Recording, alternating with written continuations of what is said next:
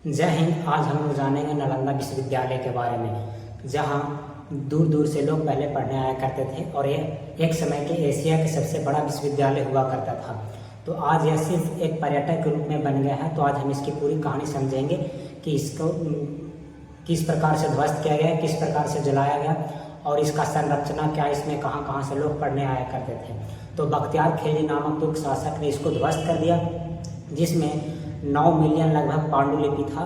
किताबें जलकर राख हो गए और बहुत सारे पुस्तकालय जलकर राख हो गए और यह लगभग 2 महीने तक जला था। 2 महीने तक जलने का कारण था क्योंकि पांडुलिपि था। पांडुलिपि जो पेड़ के मोटे छालों के बने होते हैं। तो हम समझेंगे कि बख्तियार खिलजी इसे क्यों जलाया था। तो कहानी है, गुलाम वंश का उस समय शासन था, जिसका गुलाम वंश का संस्थापक कुतुबुद्दीन ऐबक, जिसका बख्तियार खिलजी कुतुबुद्दीन ऐबक का सेनापति था। एक समय जब बख्तियार खिलजी को बहुत जोर से तबीयत खराब हो गया और किसी हाकिम द्वारा ठीक नहीं हो रहा था, उसका हाकिम था जो वैद्य ऋषि मुनि, उससे ठीक नहीं हो रहा था। तो किसी ने कहा कि आप नालंदा विश्वविद्यालय के हाकिमों से मिलिए, गुरु आचार्यों से मिलिए, वह ठीक कर देंगे। तो वह राजी नहीं हुआ। फिर भी जब उसको तबीयत बहुत ज़ोर से खराब हो गया तो वह सोचा कि एक बार मिल लेते हैं। जब उसने नालंदा विश्वविद्यालय के आचार्यों गुरुओं से मिला और जब मिला तो वह उपचार बताया। तो बख्तियार खिलजी ने बोला कि हमारी एक शर्त है, जो तुम दवा दोगे, मतलब जो तुम उपचार करो हम कर लेंगे, लेकिन तुम्हारा दवा हम तुम्हारा बनाया हुआ दवा नहीं खाएंगे। वह इसलिए नहीं खाना चाहता था क्योंकि उसको अपने हाकिम पर पूरा भरोसा था और भारतीय हाकिमों पर भरोसा नहीं था। इसीलिए वह उसके भारत द्वारा ऋषि मुनियों द्वारा जो दिया गया दवा था वह खाने से मना कर दिया। तो भारतीय ऋषि मुनियों ने दिमाग लगाया और बोला कि तुम कुरान के इतने पेज पढ़ लोगे तो तुम्हारा इलाज हो जाएगा, तुम्हारा तबीयत ठीक हो जाएगा। तो कुछ महीने बाद जब भारतीय ऋषि मुनियों ने बख्तियार खिलजी का कुरान दिया पढ़ने के लिए, कुछ दिन बाद, तो जब वह पढ़ते पढ़ते वास्तविक में ठीक हो गया तो बख्तियार खिलजी ने सोचा कि ठीक कैसे कर दिया।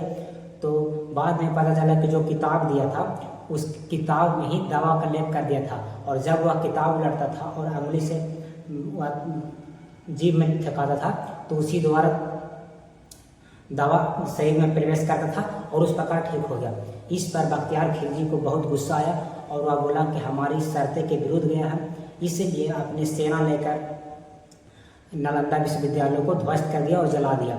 वहाँ लगभग 9 मिलियन यानी 90 लाख किताबें जलकर राख हो गई, कई पुस्तकालय जलकर राख हो गए।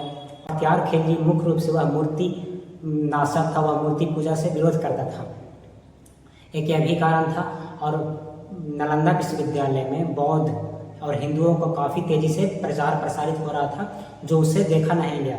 वह सोच रहा था कि यदि इस प्रकार से विस्तारित हो जाएगा तो हमारे शासक का अंत हो जाएगा, हमारे इस्लाम धर्म जो भी है वह प्रचार प्रसारित नहीं हो पाएगा। तो मुख्य कारण यही था कि उसको वैद्य इलाज कर दिया, जिसके कारण उससे रहा नहीं गया और वह ध्वस्त कर दिया। और एक यह भी कारण था कि वह में हिंदू, बौद्ध धर्म और बड़े बड़े ज्ञानी प्रचार प्रसारित हो रहे थे। बुद्ध भगवान द्वारा बौद्धिक लोग प्रचार प्रसार कर रहे थे। तो यही इस प्रकार से हमारा नालंदा विश्वविद्यालय की पूरी कहानी थी ध्वस्त होने का। इस प्रकार बख्तियार खिलजी ने नालंदा विश्वविद्यालय को ध्वस्त कर दिया, जिसमें हजारों लड़के पढ़ते थे। उसमें तो सिर्फ 2000 शिक्षक थे और लगभग 10,000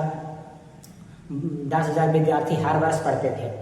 इस प्रकार से नालंदा विश्वविद्यालय को ध्वस्त कर दिया गया। नालंदा विश्वविद्यालय में हर यूनिट हुआ करता था। एक यूनिट में लगभग 30 विद्यार्थी पढ़ते थे और हर विद्यार्थी का एक स्पेशल कमरा हुआ करता था और हर 30 विद्यार्थी में एक शिक्षक उपलब्ध होते थे। बीच में शिक्षक का एक सिंहासन बना हुआ रहता था और शिक्षक उसी पर जाकर बैठकर पढ़ाते थे और खाना भी वहीं बना करता था। एक ऐसा विश्वविद्यालय जहाँ सुख, शांति, समृद्धि, गौतम बुद्ध जैसे शांति के लिए बनाया गया था, उसको बख्तियार खिलजी ने ध्वस्त कर दिया। एक ऐसा विश्वविद्यालय बहुत दूर से लोग आया करते थे।